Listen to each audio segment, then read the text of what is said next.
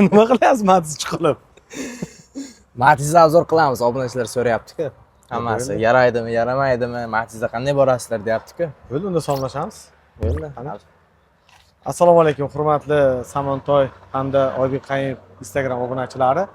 Intiqlik bilan kutayotgan va bizlar ham tayyormiz. Qanday bo'lish jarayonlarini xudo xolasa sizlar bilan kun davomida o'sha istoralar qo'yib boryapmiz va nima ishlar qilyapmiz hammasini sizlarga tushuntirib boramiz.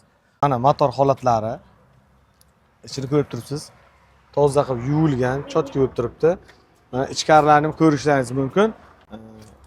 Bu Matiz metan bo'lgan. Metan bo'lib turibdi hozirda. Oybek bu metanni olib tashlaymiz, joyiga 65 talik propanchani stanovka qilamiz. Bizda qonunimiz bor. Ha, albatta. Sizda qanday fikrlar bor obunachilarga? Lekin haqiqatan ham siz aytganingizdek, lekin obunachilarga qoyil qolmasdan iloji yo'q. Nima ham deymiz? Bizga ular ishonch bildiryapti. Biz ham albatta ularning ishonchini oqlashimiz kerak. Xudo xolasa ishonchini oqlaymiz. Nasib bo'lsa yo'lga chiqamiz, duo qilib turasizlar. Bizda hozir bilasiz 10.700 ga yaqin like yig'ildi. Shunday. Kommentariyani ham ko'paytiringizlar.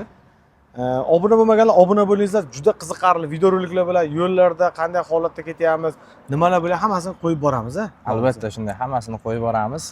Eng asosiysi faqatgina bizni kuzatishda davom eting. Eng qiziqarli kontentlar faqat bizda bo'ladi. Surxondaryo Angordan chiqib, har bir viloyatga kirib, sizlar bilan o'sha bo'layotgan voqea hodisalarni ko'rsatib boramiz. Qozog'istonda nima bo'layapti, Rossiyada nima bo'layapti. Bundan tashqari qaytib kelganimizdan keyin yana boshqa viloyatlarga boramiz. Bu viloyatlarda qanday yuribmiz, nima bo'layapti, voqea hodisalarni albatta Samanta 386 hamda Oybek Qayimov profillariga obuna bo'lgan holda kuzatib borishlaringizni tavsiya qilaman.